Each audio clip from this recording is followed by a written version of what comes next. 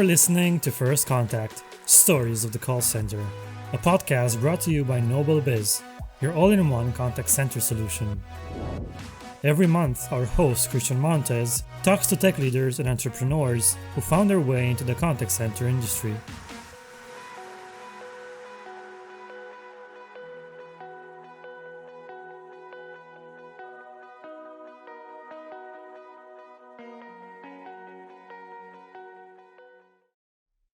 All right. Hey, everyone. Welcome to another episode of First Contact, Stories of the Contact Center. Now, look, we're excited about today's guest. Micah Peterson is a knowledge management enthusiast with over 15 years of experience in transforming how companies handle their knowledge. Now, look, with a proven record in helping organizations revolutionize their knowledge management strategies, Micah has really become a trusted authority in the industry. Now, with his contributions, they've extended beyond just expertise, but also developing patented software that empowers businesses to build and maintain robust knowledge bases. So, Micah, welcome to the show. Excited to have you here. Thanks, Christian. It's a pleasure to be here. Now, look, for those who know the way that we do this podcast, we always want to know what got you into the industry, what got you into contact center industry from wherever you were. So give us some background of what your journey was and how you got into this space in the first place.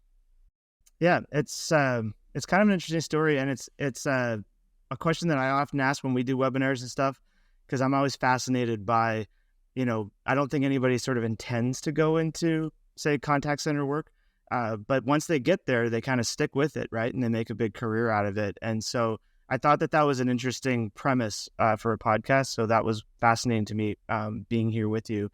So my story is I took computer science in university, and then my first job coming out of that was to work at a software company, but I had to start at the bottom. So I started in tech support, and I did a few years with their tech support team. And so there's two stories that kind of formed me and kind of led me into the contact center industry that I thought were interesting in how procedure flow came to be. The first one was I did all this training, right? So I was supporting this software product, and once I got done all the weeks of classroom training and testing and everything, they threw me onto the phone. My first call I answered the phone, and I was like, "Hey, Micah Peterson, White Hell, I can help you." And the person, I couldn't answer their problem, so I said, "Let me put you on hold for a second." So I went beet red, and then I looked around, and I couldn't find, everybody else was on the phone. So now I was really stuck, and so that deer in the headlights, I thought I knew. I took the training, but then when the rubber hit the road, I really didn't know what I was doing. So that was a formative experience for me, just the embarrassment of not being able to help a customer, even though I had a lot of training. The second interesting story, which led me into the knowledge sharing, knowledge management space, was we had this small team of 4 people. I was working on this issue with a customer, and it took me about 3 weeks to solve it. So I got to the end of the 3 weeks, and I'd been working really hard on narrowing down the problem, and I finally solved it. So I was really excited. I got it from my cubicle, and I go to my neighbor who's behind this sort of cubicle wall. I said, "Hey man, I solved this crazy issue." He's like, "Oh yeah, what was it?" And I tell him, and he goes, "Oh yeah, I solved that a couple months ago. You should have just asked me." And I was like, "Damn it. I could have solved that in 10 minutes. And so, in that sense, I had this, why don't we have a knowledge base? And I asked around, and there had been 3 attempts at creating a knowledge base. They had all failed. And I was fascinated with, why do knowledge-based projects start up and fail and start up and fail? And that launched me into my own startup, where I tried to solve some of those problems, which led me into an R&D group at a BPO. And when I was there, I discovered the real challenges of knowledge sharing, which is around search, how do you find the information that you're looking for, and the consumability of knowledge. So that's how I got into the contact center industry, and those are some formative stories in my interest level in this. Well, it's great to see that there was a problem, and then you tried to solve that problem, and you realized that it wasn't a light switch where you just went, "Oh, I can go solve the problem overnight," and it was super simple. There was this dynamic that there wasn't a lack of information. It was, how do you get that information in a timely way, in a way that is allowed to be digestible for someone to then action on when it matters. And I think that's really applicable to a lot of things when we talk about information, not just your knowledge bases, but I think across the board, businesses in general. don't always have the perfect way to take all the right data at the right time to make those decisions. So let's talk a little bit about procedure flow. So you kind of ended your story with that's really where you're at today. So what is procedure flow? What are you specifically solving? And talk a little bit about what's different about procedure flow versus every other solution in the market. And we all know in a mature market, like in the contact center space, there's a lot of people that have already said, yeah, we do this type of thing already. Yeah, it's hard to invent something new in the call center space. I just got back from CCW and there's 300 vendor booths and, everybody does something and everything's measured in the contact center. So the challenge is interesting. There's an intuitive way to take somebody from zero to hero or street to seat. There's lots of ways to say that, but essentially, how quickly can you take, like, say, a high school student and put them into a contact center and have them successfully taking calls with very good average handle time, very good quality, and very good customer satisfaction? That is the challenge to solve, right? Because we know, you and I both know that, and the audience knows, you're not going to have them for a long time. People don't, they conquer the challenge of contact center quite quickly. They want to either be promoted, they're saving up for college, or you're going to manage them out because they're not good at it. And so you have this very short window of time with them. How do you get them to be an expert quickly? And so the traditional way of doing it is you put them in the classroom, you have weeks of training, you have a few weeks of nesting, you throw them on the phone, and then you struggle through a few months of calls because you've got to take 100, 200 different kinds of calls, variations, and exceptions in order to become a subject matter expert. A subject matter expert is somebody who has made all the mistakes in a given field. And the unfortunate part about contact centers, they're making the mistakes on the phone with your customers. And so intuitively, we put them in a classroom, hope they memorize stuff, and then but we know that they're not successful. And that problem has not been solved up until now. And it's only now that there's really starting to be some rumblings of, a little bit of a revolution around classroom training. And the pandemic, obviously, we may talk about that later, but the pandemic sent everybody home. Everybody had to figure out training and onboarding very quickly. And everything was exposed, right? And so procedure flow, what we do is we take the information that was usually wall of text, or it was PowerPoints, or it was a bunch of written materials. We turn it into a visualization of the material, the information, so that it's very consumable. And it's actually consumable to the point where you can do it in real time while you're on the phone with the customer. Therefore, you don't have to sit in the classroom. You can actually guide yourself through scenarios and exceptions while you're talking to the customer without putting them on hold, without transferring them, and all the problems that happen. So we've turned them into a subject matter expert very, very, very quickly. And so that product is there to support them through their career in being a phone agent. And then the next one comes in and we help that person. So does that make sense? Yeah. So I think let's kind of peel the onion back a little bit more, right? For those that say, okay, so we have content, right? And you talk about PowerPoints and text and information, things of that nature. Walk me through someone saying, I have this problem. Now what, right? I'm now going through the journey of getting it fixed. What is the time and effort on both sides for someone to actually start going to first time seeing value from saying, I have this problem and now I've agreed to work with you? Is this something that takes weeks, months? Is this days? What does that journey look like? And how do you start seeing that translation? Yeah. So it's a great question. I would say it's very short, and it's a comparative thing, right? So if we're saying we're going to buy a new telephony solution or a new CRM, it's like an 18-month, 24-month journey to get everything transferred over, train everybody up. So comparatively to these big implementations in the contact center space, we're talking about, a couple of weeks of consultation on, there's a change management element, right? Because it affects the trainers and the quality assurance and the team leads, and like there's multiple departments that depend on knowledge management. They've been doing it the same way for a long time. So we're having to change the model. So we have to do some change management. So we want that to be successful. So it's probably going to be, more than a month to get all the right parties in play, train the trainers, help everybody understand. In terms of getting content in, we're selling with Procedure Flow an empty knowledge management system. That is, usually the case with knowledge management.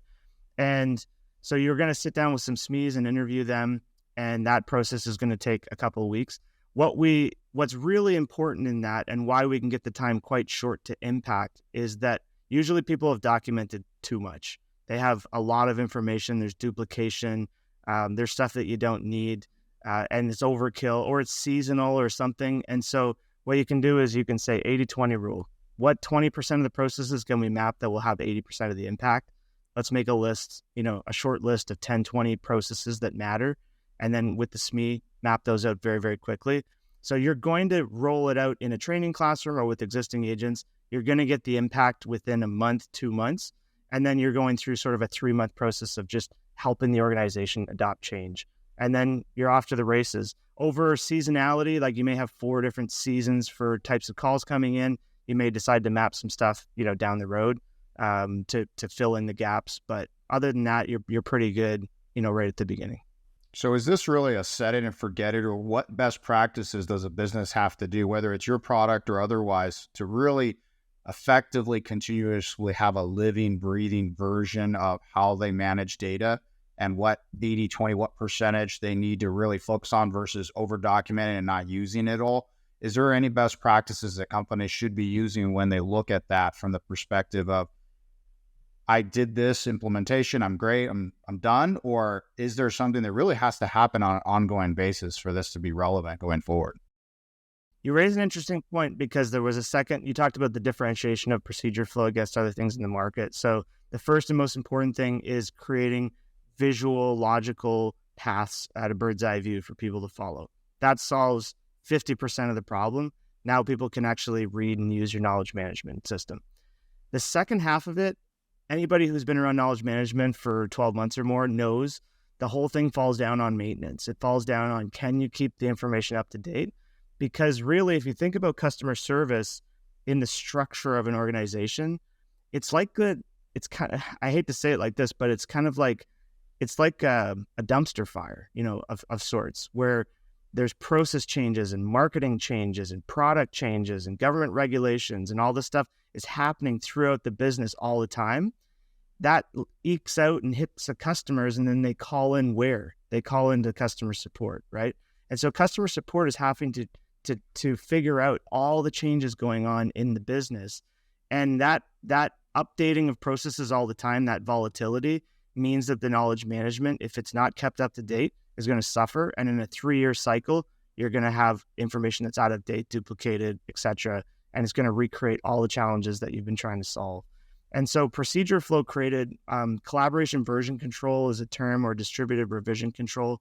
We adopted a model that allows the agents, the team leads, the trainers, the quality assurance, the directors, the managers, everybody involved in touching that, they can pull a draft to themselves, say what they think should be fixed or updated. There's a broken link, a typo, whatever it is, submit that up for approval, get an approval person to review it as a side-by-side comparison, marked up, and then check that off.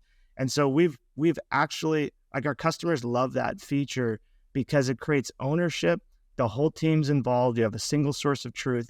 There's no locking, and we've been able essentially to crowdsource the maintenance of the knowledge system, this visualized knowledge system.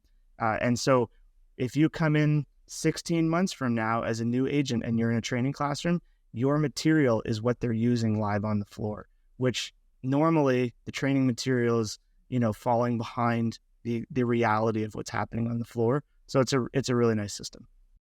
So it sounds like, from a content perspective, right? I'm not going to say it's an empty box, but it's all catered to that in particular customer. Is there something I'm missing there around, if you run into enough customers, right? There's enough information that may be repurposed or being able to leverage as best practices or things that are already templated, or is everything a white slate where it's all catered directly to that customer's entire journey of what they have for their information, their knowledge base, and how they want to use it? Yeah, we service, in a primary sense, we service the 4 major human life industries. Like, if you want to exist as a human, what do you need?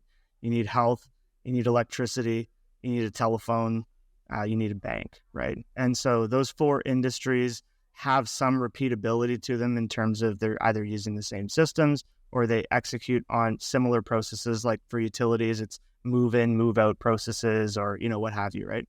And so there are there's some base set that you can template and go, but you'd be surprised, even with two very common brother-sister organizations, the number of little systems they use on the back end. An agent could be using anywhere from 5 to 40 different systems to handle one type of call. I've seen the 40 one. It's pretty fascinating.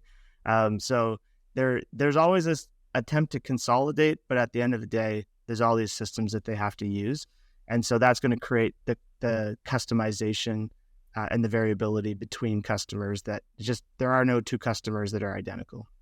So this is very human centric, right? And so today, right, we're in that point in inflection of saying AI technology really being able to potentially replace where you may not need a person anymore. And then you have these higher level interactions where you still need that human touch, that human connection.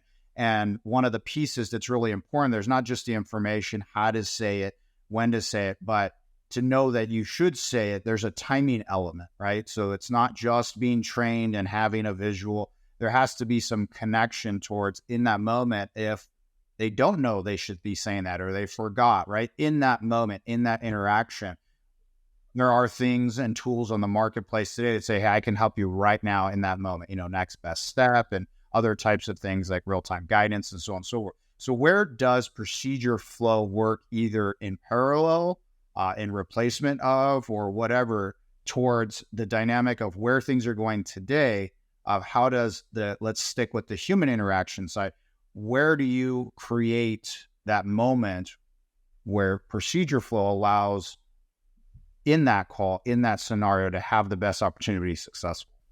Yeah, 100%. So there's two things I want to talk about there. The first is I would like to debunk a myth, right? Which is I heard Sam Altman, the CEO of OpenAI, when ChatGPT came out, he was on a podcast with Lex Friedman, and Lex Friedman asked him, he said, what's the first human industry that's going to be the most impacted by ChatGPT or whatever? And Sam Altman thinks about it for a second. He goes, customer service, call centers. And I laughed. Like, I was in my car listening and I just laughed. Like, I was like, are you kidding me? Like, my day in, day job is to document knowledge management for contact centers. And I talked about process volatility in terms of how nothing's pinned down, nothing's locked down. A lot of the times there's 6 different ways to do something and a single process hasn't even been decided on internally as an organization. And so you have all this complexity, you have all this stuff going on. And so, like, the reality of that is you have to say there's a percentage of very simple things that an organization should have as self-service through an app or a chatbot or voice bot or what have you. You go off and you do those things, you absolutely should, right? And then there's a bunch of complex stuff. There's things where customers have been wronged and they need apologies and they need refunds. They need the rules bent for them, or, like, you have to repair a relationship because something went off the rails, or, you name it, right? They're calling in for 3 different things or very complex things, or they were, they misunderstood something, or the marketing wasn't correct or whatever. And so all of that type of work that's emotionally charged, sometimes is quite urgent. That stuff's going to be handled by a human. And so what you want to do, that's the first thing, is just to say, I'm sorry, Sam Altman, but it's not going to work quite like that just yet. The second thing to say is you want to chunk it into 3 buckets, right? The first is what can we self-serve? We talked about a little bit. Second is agent assist. And so it's what can the AI do to assist the human that's doing the work? I'll come back to that in a second. And the third is what kind of like little utilities and doodads can I build that will help the human, say, after the call? So like summarizing the notes, like listen to the audio, kind of look at what's happening on the screen, summarize the notes. That's awesome. Human doesn't want to do that, right? Or go back and read the history of this customer and give me a 4 bullet point summary of everything they've done with the company so that I'm aware of that without having to spend 20 minutes reading everything. Or generate an email for me based on everything that happened, and I'll double check it and we may send that off if it's good, or I may modify it, right? So kind of do things for me, I'll double check it, and that's really helpful and saves me a lot of time. So in those 2, the front bucket and the back bucket, we're really not trying to play in that space. What we're saying is there's a large percentage of calls that are being handled by a human. They need a lot of help. We're doing agent assist help with them. And so at the crux of this, you have this, you mentioned something about, can we pull things up in the moment for the agent? And I would reverse that. I would actually, or go a level higher and say, did you give the agent a playbook at all in the first place? Like, did you give them a structure of your known processes and say, when you get this kind of call, ask these probing questions and then go in this direction, use these systems, ask some more questions, and then when you run into these exceptions, do this. Did you put that playbook out in front of them? And if you didn't do that, well, now you're just doing guesswork. Now you're just, there's some imaginary checklist and, did you use empathy or like kind of all of these silly things that aren't getting at the point of solving the customer's thing about, is the agent knowledgeable? Did they help me do the thing I'm actually trying to do? Did I have to call back later because the agent gave me the wrong information? Did I put on hold? Did I get transferred? Those are the things that we're trying to solve. And that's real-time performance support with a known process. It's not guesswork of, maybe based on your conversation, you should be doing this right now. Like, that to me just feels a little bit silly. So let's talk about the future a little bit. We talked a little bit about AI, talked a little bit about how agents can potentially leverage it on the back end. Obviously, the things that can be potentially done to self-service, so never get into that human connection. But let's talk about procedure flow and your future. What is your vision for the future of knowledge management? How does that actually apply to the vision that procedure flow has for what you're trying to go towards into the future? Yeah. So the future, like based on what we know about procedure flow, the visualization of knowledge, and then the crowdsourcing or the collaboration and ownership of that knowledge at a user level, what we've discovered is that there really isn't a lot of software that's helping to operationalize the decisions that are being made at a higher level. And then also that there's not a lot of ability to feed back from the operations to the people making the decisions. So there's a feedback loop there that needs to happen. And it's really about communication. And so if you were trying to fix a business challenge, what would you do in a Lean Six Sigma context? You'd pull together all the people involved with that process and the decision makers and the leaders and the money people and all of that. You'd put a brown piece of paper on the wall, kind of, a half a mile long. You'd pull out your sticky notes and you'd start trying to figure out what the process was. And does everybody agree on this? And then, so you'd have a current state, and then you'd start thinking about how do we optimize this and create a future state. And so if you've been part of those meetings, what happens after the meeting? They roll up the brown piece of paper. Somebody makes a Visio diagram. They stick it in a folder in a drawer somewhere. It gathers dust, and that's the end of it, right? And so the ability to visualize your information in a logical way, colorful way, something that is consumable, easy to understand, to operationalize it, that people actually use it to do their job, and then the crowdsourcing to feed back on that and help the decision makers come into it, to say nothing of the reporting information you get where you're going, turn by turn through the decisions that they're making and how that helps with continuous improvement. That is the heartbeat of the company, that where the human decisions are being made about, what are we as a company? What are we about? What did the founders start? What was the secret sauce? What's our culture? What's our vibe? How do we enshrine that as we grow and get more complex and hire more people, and they don't necessarily know all the original story? Can we have this central heartbeat place where we understand our processes and keep getting better as an organization as we grow? And so our vision is really to be the knowledge graph, the collaborative knowledge graph for the organization, where the decisions that are being made are being done in union between the decision makers and the users that are operationalizing those processes. And we don't think Visio is going to get there. We don't think a lot of these diagramming softwares are going to get there. And we don't think text-based knowledge management, they fundamentally don't understand that a wall of text, nobody wants to read a book. And so it has to be something that's more consumable. So we're going to find that space, that niche, and then become that central heartbeat. This is James. James is a contact center manager with a passion for philosophy and hiking. As a kid, he made a promise to himself that he would always follow his passion. Today, he ponders on the thought that this promise is probably the best decision he ever made. Today, James loves his job just as much as he loves hiking. So much that he sometimes brings the scent of fresh pine and the tranquility of the mountain streams back to the office with him. With Nobel Biz as his company's provider, James found the necessary peace of mind to finally bridge the gap between his passion and his work. By choosing to partner with the promise-keeping voice and software provider of the industry, contact center technical issues, downtime, and poor customer experience are now a thing of the past. In an industry ruled by uncertainty, Nobel Biz combines balanced pricing with the highest quality, topped off with outstanding support. But above all, Nobel Biz delivers peace of mind to contact center managers and owners. And for the first time, James hit that sweet spot of focus and confidence that is allowing him to take his business to new heights of profitability and success. After all, you know what they say, promises are the uniquely human way of ordering the future. Nobel Biz, the promise keepers of the industry.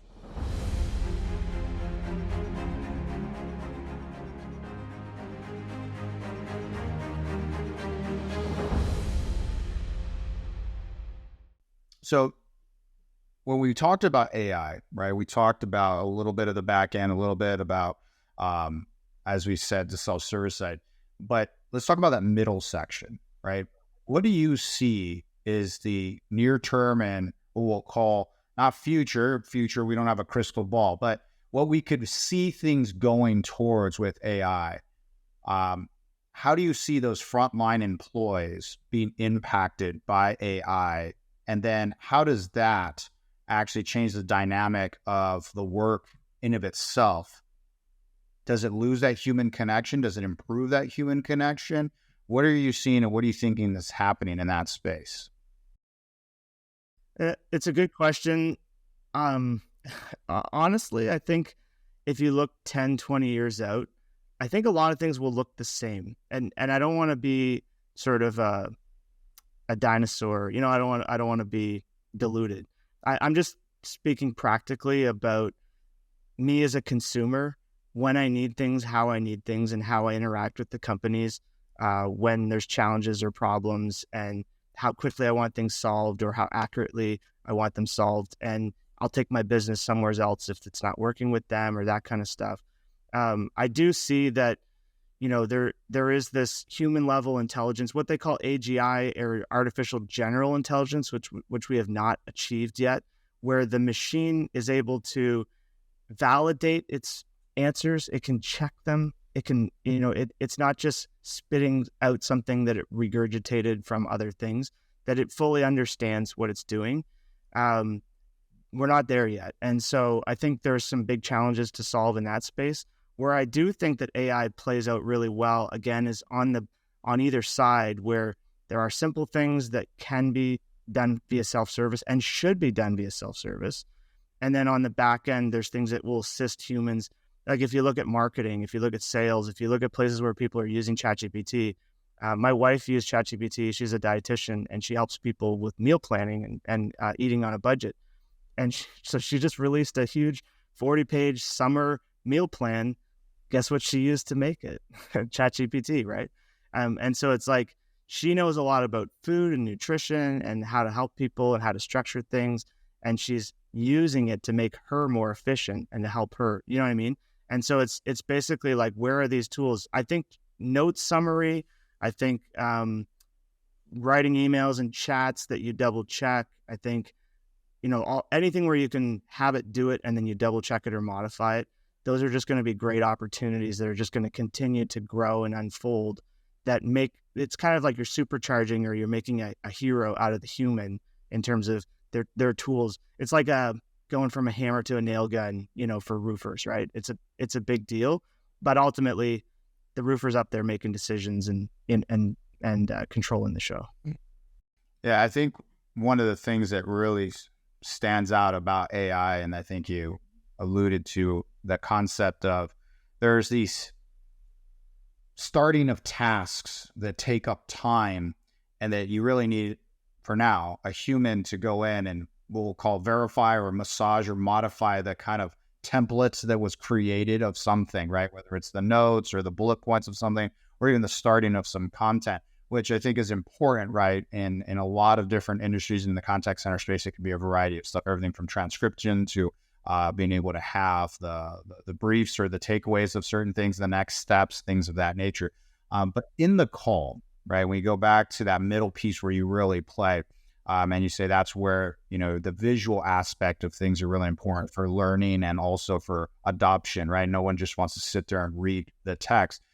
There's also going to be that dynamic where it's not obviously just the agent or representative or collector listening to that call and then realizing whether or not it was a good call, outcome-wise, whether it was something that was a challenge in real time, whether or not what you said was not only successful, but should we use it later on and spread that across our whole base? Is it something that we thought was good and it actually isn't good and we should probably stop doing it? And you can start going down the path of all kinds of things, whether it's verbal cues, after work notifications for coaching, whether it's in the call helping you, and so on and so forth.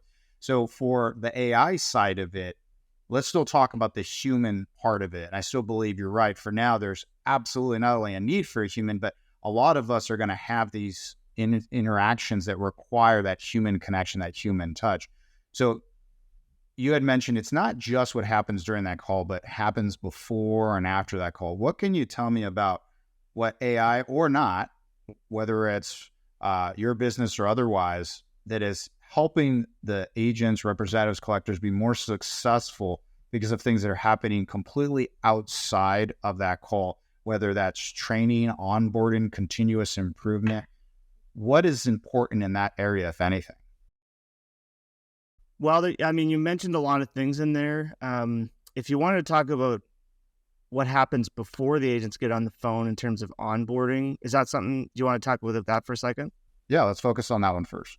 Yeah, so there's a lot of shift that's happening there where we talked about lecture style and you're essentially in a memorization model. And then whether it's an LMS or a person standing in front of a classroom or a facilitator, then there's sort of like a multiple choice test or whatever to see, did they retain what I told them to memorize? That model's broken. There's a guy, Jeff Toyster, that I really like in the training space and contact center. We did a piece with him on where he talked about scenario-based training. And one thing he said that will always stick with me is if you are changing their paradigm, you're losing. So for instance, when I'm on the phone, I'm sitting at a computer or two screens or whatever. I have a headset on, I'm talking to the customer. I'm using systems to do things on behalf of the customer or research information about their account. And then I have ancillary stuff like Google Maps and whatever else I need to get the job done. And so that is my world when I'm on the phone. How long does it take you in the training program to get to the point where that's the reality of the trainee? It's usually a long time. It's like weeks in. Do you know what I mean? And so your paradigm is them listening to somebody talk, trying to memorize things, taking notes. That's the paradigm. And then you paradigm shift on them, throw them on the phone, and it's a totally different world. And so scenario-based training is, day one, you sit them in front of that simulated environment that they're going to be like on the phone. They're hearing simulated calls. You say, Bill's calling in. Here's what he wants. What are you going to do? And obviously the person has no idea what to do, but through an adult struggle learning style with scenario-based training and with procedure flow on a second screen, you can now say, go do it yourself.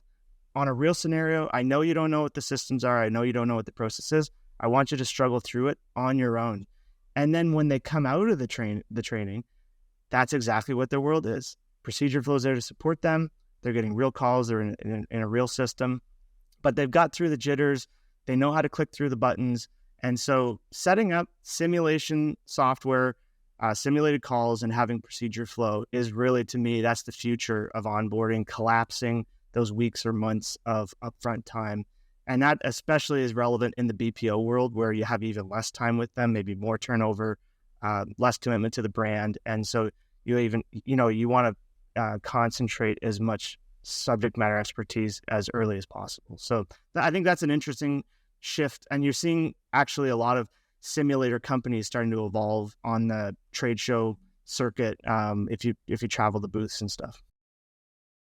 So that means procedure flow works in conjunction with the simulation, right? So it has to work in tandem. And so when you go in, are people already aware of the whole dynamic of their training onboarding journey? Or do you have to go in and consult them on, here's the collection of things you have to do together to help you achieve X or Y? Because it's new, I think, that paradigm of shifting away from lecture style to scenario-based training, there's some teaching you have to do with people, and so a big part of that is what we do anyway, which is let's do the 80-20. What 20% of your processes are going to have the 80% impact, and let's get a visual map of that. And so that prepares you to get ready for that journey. And then the second piece of it is, how am I going to modify my training class in the way that I normally have it structured? Most people they're redoing their training class structure every 2 years, if not every year. And so it's like they have a curriculum, they have an agenda, and we do this topic on this date. And so there's a lot of like grinding in there to say, oh, we used to teach this topic and it took us half a day, but really we could teach that through a scenario. What 2 or 3 scenarios would teach them that topic while they're actually doing a call? And so that's the grinding part, where you're getting off of the topic lecture style and you're going, how could I get the same thing accomplished, but do it through them experiencing the call? So let's talk a little bit about ROI, right? Anytime we're adopting technology or new processes, we always say there's a cost to us, both in time and human capital, to get that implemented, but also potentially if there's software licensing or usage model or whatever a consumption model, whatever it may be. When you have people adopting from whatever they were doing today in knowledge management, which means bare bones or just too much information, or they weren't really leveraging it properly or at all, to what we'll call your perfect client, the one that adopted everything that made sense for their business, and now they're off to the races. What are they measuring that in the end they say, not only was this a value and we want to keep it and we love it, but is there anything different that they started to measure differently, or just those KPIs they were measuring from day one, they just see an uptick in X, Y, or Z? And what are those kind of uplifts that you see? Yeah, that's a good question. Really, there's a ton of KPIs that get measured in contact center space. I kind of roll them up into 4 major buckets. And so that would be the classroom time, or the official time that they're not productive on the phone, where they're just being taught by other people. There's the nesting period, where they're kind of taking calls, but they have heavy support. There's people walking the floor, or, almost one-to-one support, in the sense of like, they can raise their hand or raise a flag. So that's a period of time that has a cost. And then there's quality. So that has many different ways of attaching dollar signs to it. You can get fined for not being in compliance. You can have a customer leave you.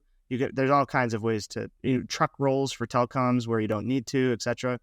And then there's the time, the speed, the average handle time, or the total time that it takes for the agent to get to the next call. So average handle time is really a big focus for most places, because if you can shave 10 seconds off of average handle time for everybody, that could be like a full-time person, right? And so any amount of time you can shave off equals directly money. So those 4 buckets of things, when people try to make improvements, it's kind of like whack-a-mole. So you may shorten the training, but then it'll impact quality and speed. Or maybe you give them more time in training and you get better quality and speed, but they've spent more time and they're not productive. So you're kind of playing whack-a-mole. Procedure flow cuts across all 4 of them, and in pretty dramatic ways. So our goal, when I'm at a trade show, people say, what do you do? I work for Procedure Flow. We cut onboarding time by 50 to 90%.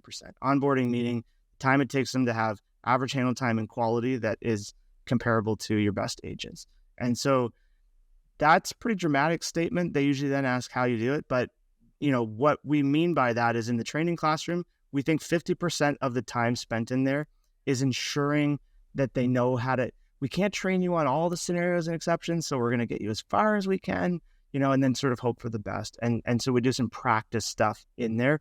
We can eliminate a lot of that practice time, a lot of that time that's spent ensuring that, that the training was successful. So that's some 50%.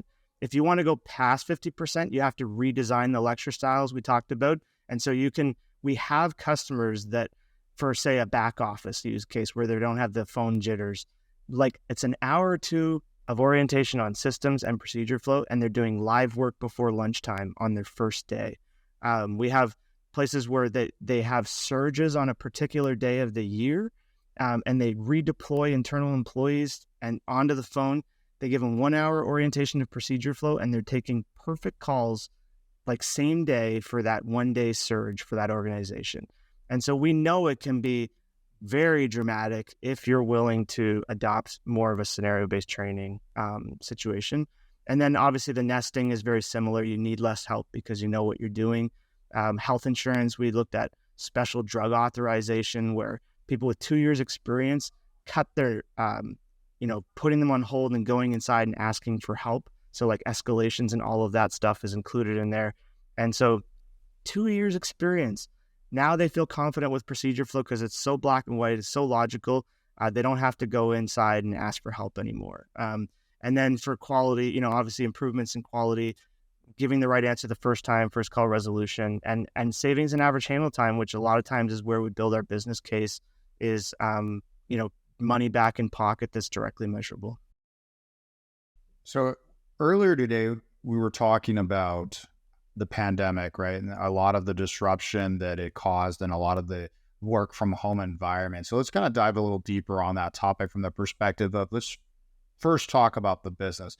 How did your business specifically get affected, and what did you do differently, if anything, during that time frame to really align with that change that the pandemic was causing? Well, we got to meet some of our customers face to face. That was fun. Everybody went on camera. It used to be like you had like the Polycom system and for like meetings, and like you'd never see anybody. So it was really cool to just like meet everybody turn the cameras on. And so that was fun. Our customers really benefited immediately as soon as they had their cloud telephony kind of figured out where people could work from home and all the safety stuff that they had to go through from, is it safe for them to work from home? The very next thing was, how do we support them, from a knowledge perspective, for training, for all of that. And so we had a number of customers contact us and just tell us that procedure flow was invaluable for that transition because it just made it totally seamless, which makes sense. It helped us from a business perspective. We went from, the organization, when everybody's in the office and they've got their normal training set up, they think they have certain priorities. They think everything's fine. We don't think it's fine. We think there's a lot of opportunity there. When they went home, there's a Warren Buffett quote, I think, that says, you don't know who's swimming naked until the tide goes out. And so when they went home, you saw that the training program, people didn't want to sit on a Zoom for like 4 weeks at 8 hours a day and listen to somebody talk on Zoom, right? So there's a lot of scrambling, like maybe the training wasn't all that we thought it was, and how do we make this better and more engaging, and et cetera. So we became a very high priority, almost like a number 2 priority in terms of training, support, and then you have the shoulder tapping. So with existing agents on the floor, if you're in a call center, you can poke your neighbor, you can just yell at somebody a couple, on mute, you can yell at somebody a couple aisles down, try to get an answer. You can't do that from home. So what does that turn into? It turns into holds, it turns into transfers, it turns into saying the wrong thing, or like Teams and Slack. And so people, you imagine somebody's brand new, they're just asking questions in Slack like all the time. And then like people want to be helpful. So like imagine 30, 40 people come off of the productivity that they're on and they're going to help this person out. You just distracted like 40 people. Do you know what I mean? And so that's not a scalable model, and it's very unproductive. And so procedure flow benefited from the focus on really these challenges that were just hidden when you had everybody clumped together in the center. And now it's exposed. And so what do you do with that? So yeah, customers loved it. It helped us as a business because it went higher in the priority scale. And then in the ongoing, now you have an ongoing conversation about, are we going to continue to work from home? Are we going to do hybrid? either way, whether it's hybrid or working from home, you need to be able to support people when they're working inside of their house and in isolation. And so procedure flow is part of that story. So when it comes to procedure flow's value proposition, would you say that it's equally as important, useful, and adopted in a pure brick and mortar scenario versus a hybrid and a pure work from home? Or do you see that there's faster time to value or importance in the hybrid and the work from home versus the pure brick and mortar? I would say it's the same. Like we had a successful business before the pandemic, and our customers loved it. They were in person in the office, and so it's really the same. Just that, knowledge management has taken a new priority in organizations' minds in terms of they think about it more, they talk about it more, they spend on it more. So it's a heightened priority now, which is great. It should have been all along. And then, like we talked about previously, you can hide certain things when you're in person in the bricks and mortar that just get exposed when you go digital. And I think probably I mentioned the two, but lecture style is really challenging over Zoom. People don't even want to turn their cameras on. You don't know if they're playing iPhone games while you're talking or anything. And so you really have to rethink and restructure that to make it more engaging. And then that second piece of shoulder tapping goes away. And so what does that, where water, follows the path of least resistance, when an agent needs help, where do they go? You should be tracking that. You know what I mean? Who are they bothering? How many people are they bothering? How can I trap that and help them?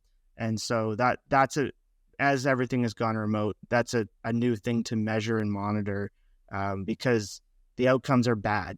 It's on hold, it's transfers, and it's giving the wrong information, or long average handle time because you're sort of, you don't know what you're doing, right? And so all those outcomes are bad for customer satisfaction. So when we talk about the training part, we also know that it's not only the lack of knowing what to train in the remote model, because maybe what you were doing in-house, you're sitting physically in person, the lecture model, as you had mentioned. There were people that worked well in brick and mortar, but could translate that into the remote, right? And when everyone was forced remote, there were certain people that realized the things they were doing weren't working anymore. And then now you look at systems and solutions where you see most people don't have a group of people dedicated to implement the next solution in their business, right? They usually are using a lot of staff that's already completely entrenched in running the business, right? So now they're splitting their time in between trying to adopt this new thing, whatever it is, a new technology, a new process, or whatever it may be.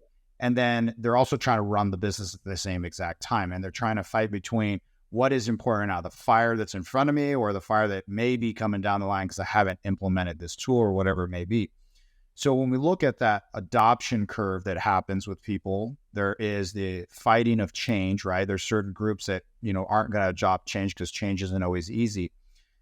What is it that procedure flow does, if anything, differently than during the pandemic or post-pandemic, that allows you to say, okay, how do I get, once it's signed, right? I've already sold it. The decision makers have already said, we're going to do this.